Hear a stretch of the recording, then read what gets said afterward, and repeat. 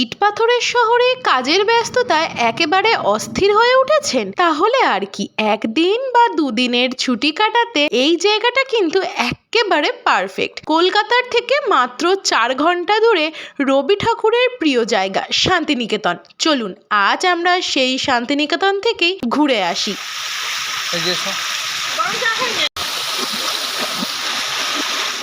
আমরা ছিলাম তারাপীঠ। আজকে আমরা তারাপীঠ থেকে চলে এসেছি সোজা বোলপুর।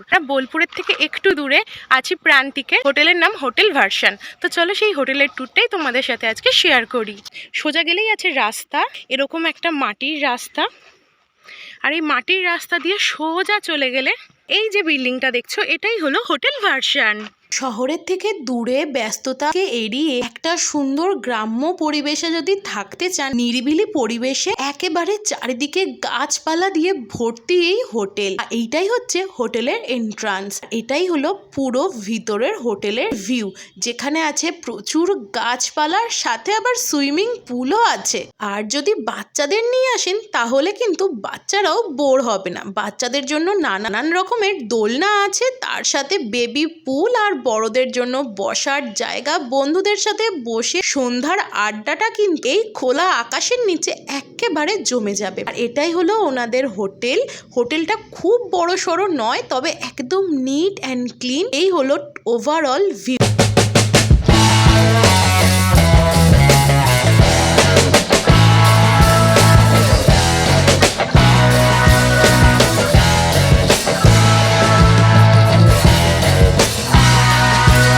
চলো এবার রুম ট্যুরটা তোমাদের সাথে শেয়ার করার আগে সোনাঝুরির হাটের থেকে ঘুরে আসা যাক।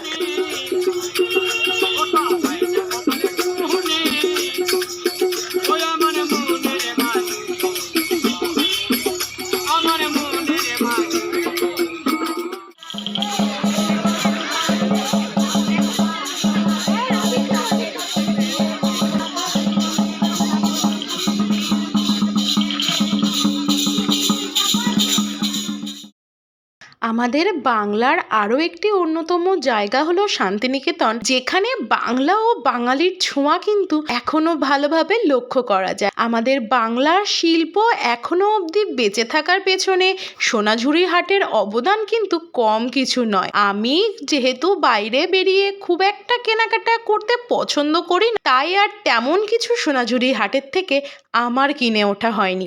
যাই হোক, চলো হোটেলে ফিরে রুম ট্যুরটা তোমাদের সাথে শেয়ার করি। আর কালকে আমরা ওই শান্তিনিকেতন থেকে সতীপীঠও ঘুরে দেখব।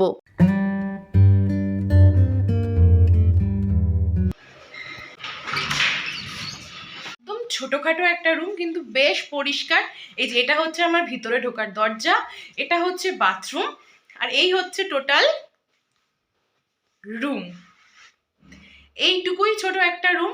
আমরা কালকে ছিলাম ব্যালকনি যুক্ত একটা রুমে, তো সেই রুমটাও আমি দেখিয়ে দেবো। ব্যালকনি থেকে কত সুন্দর ভিউ পাওয়া যায়। একই রুম, শুধু এরকম কোনো একটা সাইডে ব্যালকনিটা ছিল, যেটা এই রুমে নেই। কালকে যে ব্যালকনি যুক্ত রুমে ছিলাম, সেই রুমের ঘরে যে জানলা ছিল, সেই জানলা থেকেও কিন্তু একটা সুইমিং পুলের ভিউ পাওয়া যেত। এই হচ্ছে ব্যালকনি। ব্যালকনিটা বেশ বড়, আর ব্যালকনি থেকে পুরো হোটেলেরই একটা দারুণ ভিউ আসতো। আমরা যেদিন সুইমিং পুলে নেমেছিলাম সেই দিন তো ব্যালকনি যুক্ত রুম নিয়েছিলাম, আর পরের দিনের জন্য আমরা ওখানে গিয়ে বুক করেছিলাম শান্তিনিকেতন থেকে সতীপীঠ ঘুরে দেখবো বলে। আর সেই দিন আমরা উইদাউট ব্যালকনি রুম নিয়েছিলাম। জানলার পাশেই আছে একটা মিরর, যে মিরর থেকে আমাকে দেখা যাচ্ছে। আমি এখন রেডি হয়ে আছি সুইমিং পুলে যাওয়ার জন্য। মিররের পাশে এরকম একটা স্পেস মতো আছে জিনিসপত্র রাখার জন্য। এদিকেও একটা স্পেস আছে জিনিসপত্র রাখার জন্য, যেখানে আমাদের জিনিসপত্র ভর্তি। তার পাশেই আছে বাথরুম। এই হচ্ছে বেসিন, এই হচ্ছে মিরর, এই হচ্ছে কল, শাওয়ার, কমোড, আর এই হ্যাঙ্গিং স্পেস। এরকম একটা খাট, যেখানে 2 থেকে 3 জন আরামসে শুতে পারবে। 2টো বালিশ আছে, 2টো কুশন আছে, একটা পরিষ্কার ব্ল্যাঙ্কেট আছে। আর তার পাশে আছে একটা সাইড টেবিল, যেটা এইদিকে নেই, এইদিকে আছে। তার সাথে lunch, dinner, breakfast, tea time কাটানোর জন্য একটা টেবিল আছে, 2টো চেয়ার আছে। এই চেয়ারে অনেক জিনিসপত্র আছে, যেগুলো এই জানলার রোদ পেয়ে শুকাচ্ছে। আর তার সাথে আছে এরকম একটা বড় জানলা। ছোটোখাটো রুম কিন্তু বেশ পরিষ্কার, নিট অ্যান্ড ক্লিন।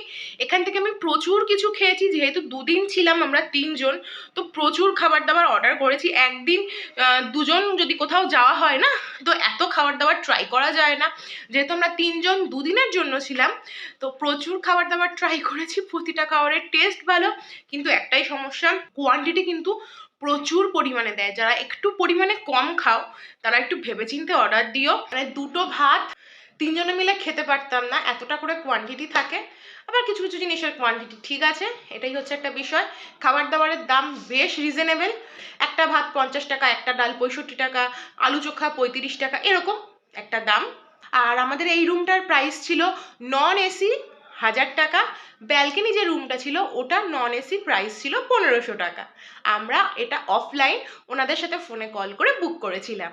তো চলো এখন আমি সুইমিং পুলে নামি, একটু এনজয় করি, আর তোমাদের সাথে কালকের ভিডিওতে সতীপীঠ দর্শন করার সময় আবার দেখা করছি। তাহলে চলো আজকে এই ভিডিওটা এখানেই শেষ করি। ভিডিওটা কেমন লাগলো কমেন্টে জানাতে ভুলবে না। তোমাদের সাথে আবার কালকে দেখা করছি, ততক্ষণ অবধি সুস্থ থেকো, ভালো থেকো।